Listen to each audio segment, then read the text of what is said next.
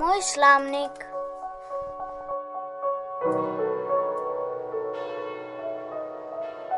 Pisalo se je leto okrog 1700.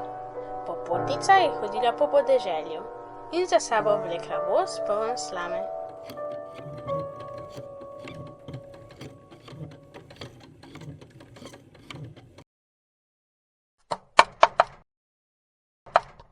O, Imate prenočišče? nimamo. Daj no, očka. No prav.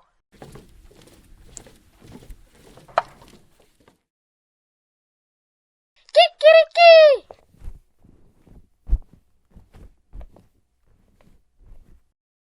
Hvala, ker si mi omogočil, da prespim pri vas. V zahvalo te bom naučila, kako se izdela slamnik.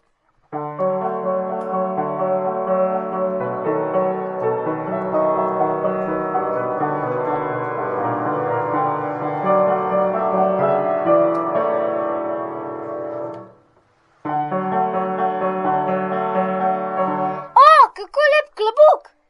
Klobuki so narejeni iz drugih materialov, slamniki pa so iz slame, zato je tu slamnik in ne klobuk.